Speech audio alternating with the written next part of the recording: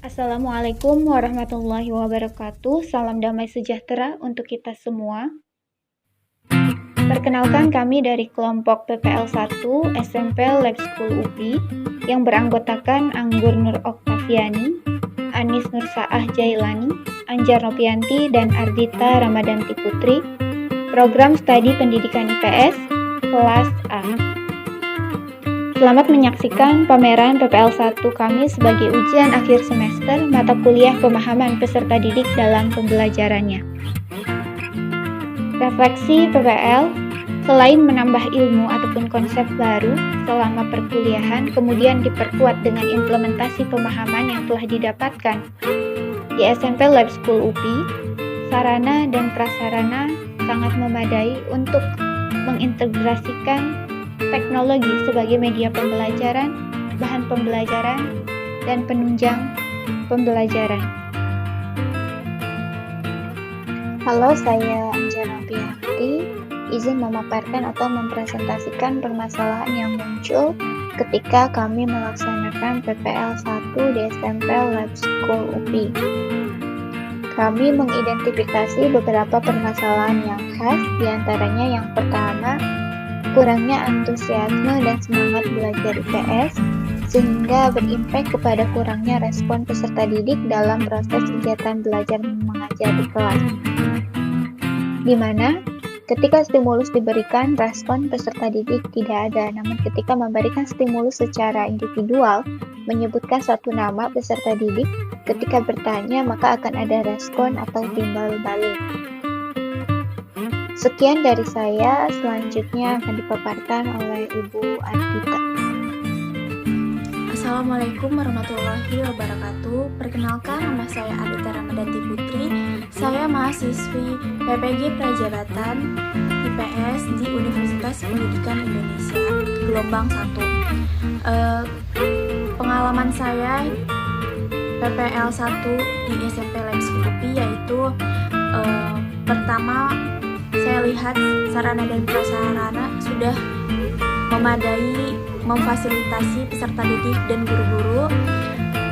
Selanjutnya itu mungkin kendala yang saya hadapi sendiri, di mana kelas yang saya ampu, yang saya praktik itu kelas 8B, mereka ini kurang motivasi belajarnya karena pembelajaran IPS ini terdapat di jam terakhir, membuat mereka malas dan capek dan lelah untuk melanjutkan pembelajaran, apalagi hanya membahas materi. Dengan begitu saya melakukan inovasi seperti memulai pembelajaran dengan games atau membuat media yang menarik. Selanjutnya yaitu kendala saya atau bahan refleksi bagi saya, yaitu saya belum memaksimalkan penerapan materi yang ada di modul pemahaman peserta didik itu di sekolah. Mungkin selanjutnya PPL 2 saya akan coba menerapkan pelan-pelan untuk mengaplikasikan materi tersebut langsung pada prakteknya. Mungkin itu saja, terima kasih. Terima kasih Bu Anjar. Izin memperkenalkan diri, nama saya Ardita Ramadanti Putri. Saya mahasiswi PPG Prajabatan gelombang 1, Prodi Pendidikan IPS di Universitas Pendidikan Indonesia. Selanjutnya saya akan memaparkan RPP, yaitu RPP kelas 9. Tempat PPL kami yaitu SMP Lab School UPI.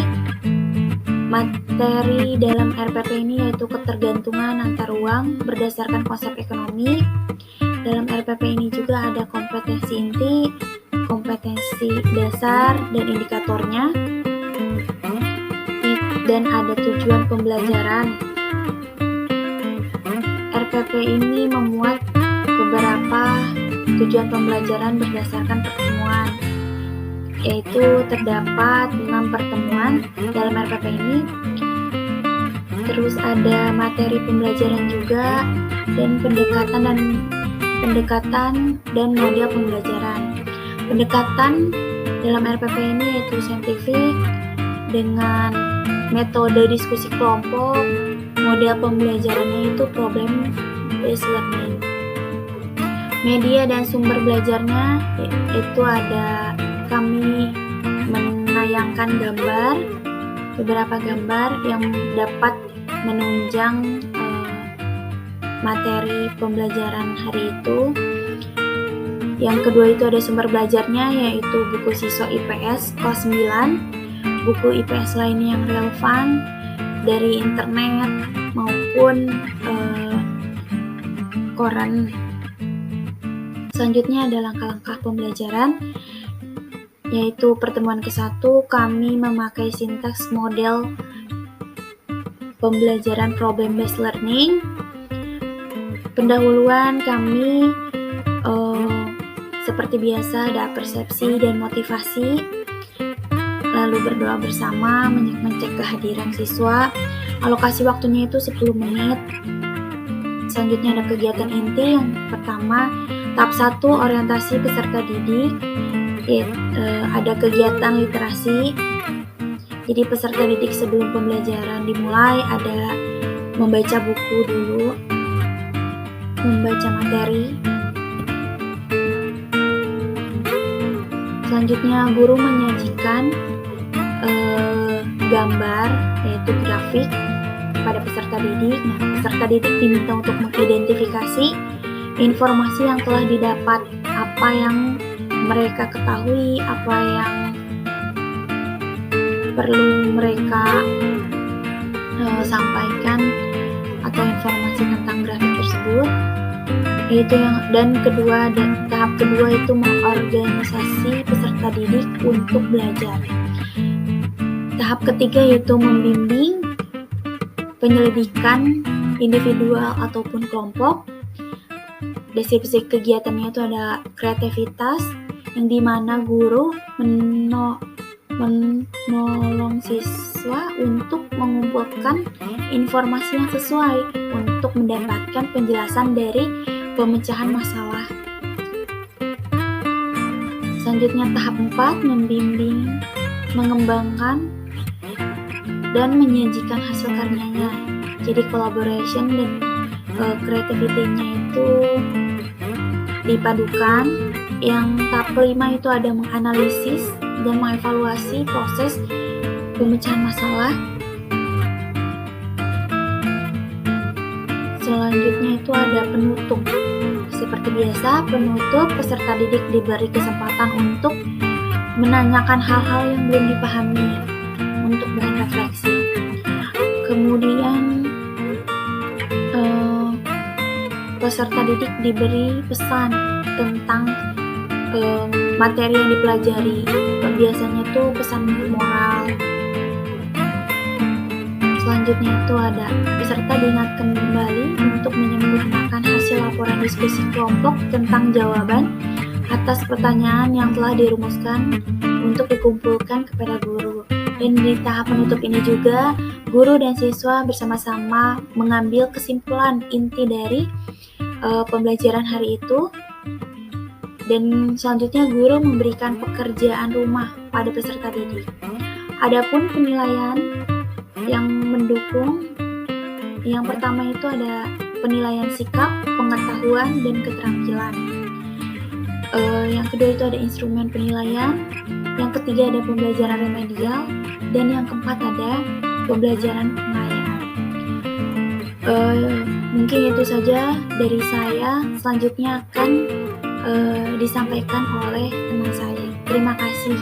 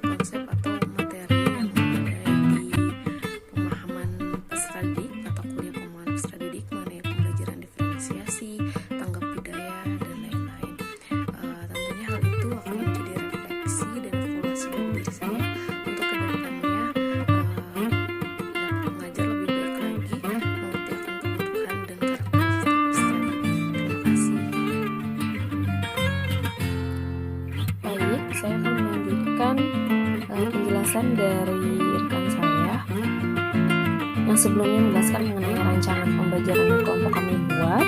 Di sini saya sendiri akan menjelaskan mengenai desain asesmen yang sudah kelompok kami buat untuk mencoba mencari solusi dari permasalahan yang memang kita hadapi di lapangan atau di sekolah tempat praktik PPL.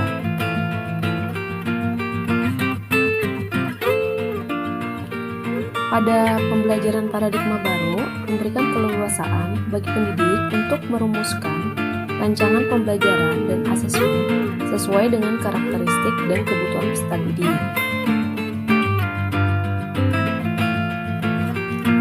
Kelompok kami ini mencoba untuk melakukan penyesuaian pembelajaran dengan tahap capaian dan karakteristik peserta didik di kelas tersebut, dengan menyesuaikan proses pembelajarannya dengan kesiapan peserta didik, minat peserta didik, dan kebutuhan belajar peserta didik.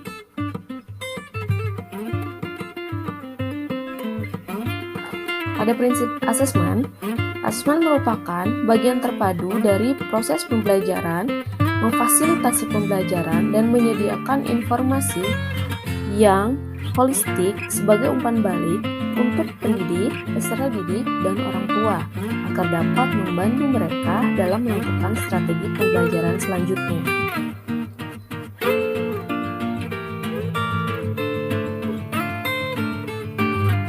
Ya, desain asesmen yang kelompok kami buat yaitu asesmen pengetahuan atau formatif. Jadi kelompok kami mengintegrasikan pembelajaran dan asesmen dengan teknologi, yaitu menggunakan games interaktif atau games edukatif melalui aplikasi WordWall. Nah, di sini tersedia gambar website dari WordWall itu sendiri.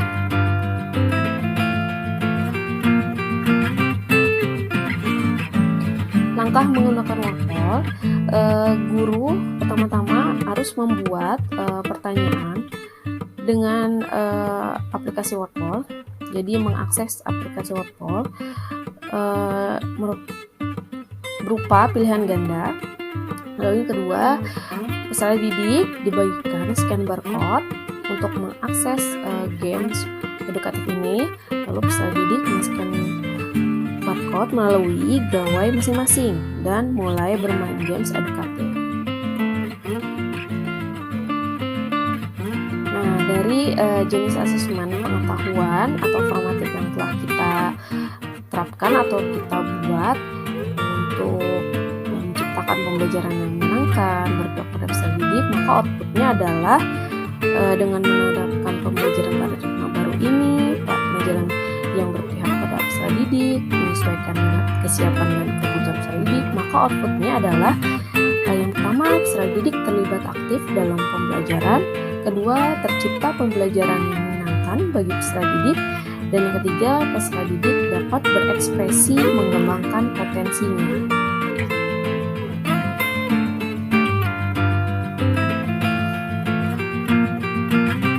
Assalamualaikum warahmatullahi wabarakatuh. Merefleksi dari PPL pertama yang telah kami lakukan, banyak sekali ilmu-ilmu baru yang dapat kita ambil sebagai bekal kita ke depannya untuk menjadi guru yang profesional. Hal penting yang dapat kita lakukan dalam proses pembelajaran yakni memberikan proses pembelajaran sesuai dengan karakteristik peserta didik, memperhatikan tuntutan, bakat, minat, kebutuhan, serta kepentingan peserta didik. Dan juga dalam prosesnya harus disesuaikan dengan kodrat alam dan kodrat zaman peserta didik itu sendiri. Sebagaimana yang telah disampaikan oleh teman-teman sebelumnya, di sini saya akan membahas tentang teori analisis permasalahan yang telah disampaikan. Adapun teorinya, pentingnya identifikasi karakteristik peserta didik dalam pembelajarannya berdasarkan landasan yuridis dan teoretik. Menurut peraturan pemerintah nomor 19 tahun 2005 tentang standar nasional pendidikan, bahwa pengembangan pembelajaran dilakukan dengan memperhatikan tuntutan, bakat, minat, kebutuhan, dan kepentingan peserta didik itu sendiri. Adapun secara teoretiknya, peserta didik berbeda dalam banyak hal yang meliputi perbedaan fitrah, individual, di samping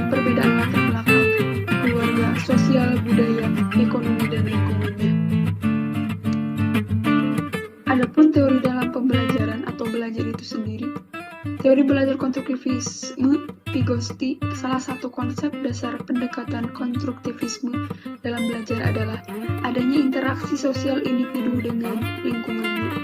Menurut Vygotsky, belajar adalah sebuah proses yang melibatkan dua elemen penting. Yang pertama, belajar merupakan proses secara biologi sebagai proses dasar, dan yang kedua, proses secara psikososial sebagai proses yang lebih tinggi dan esensinya berkaitan dengan lingkungan sosial budaya. Ide dasar lain dari teori Vygotsky adalah scaffolding. Scaffolding adalah memberikan dukungan dan bantuan kepada seorang anak yang sedang pada awal belajar, kemudian sedikit demi sedikit mengurangi dukungan atau bantuan setelah anak mampu untuk memecahkan masalah dari tugas yang dihadapi. Jadi, guru sebagai fasilitator untuk menempuh proses pembelajaran peserta didik itu sendiri. Adapun hal-hal yang dapat dipelajari dari permasalahan tersebut adalah ternyata pentingnya proses identifikasi karakteristik peserta didik berupa profiling untuk menjadi bahan pembuatan perangkat pembelajaran sesuai dengan kebutuhan dan minat peserta didik. Profiling ini dilakukan di awal pertemuan pertama menggunakan teknologi sebagai media pembelajaran. Itu adalah salah satu cara yang kita lakukan dengan menggunakan media teknologi sebagai sarana-prasarana pembelajaran agar lebih menyenangkan dan bisa menarik perhatian peserta didik.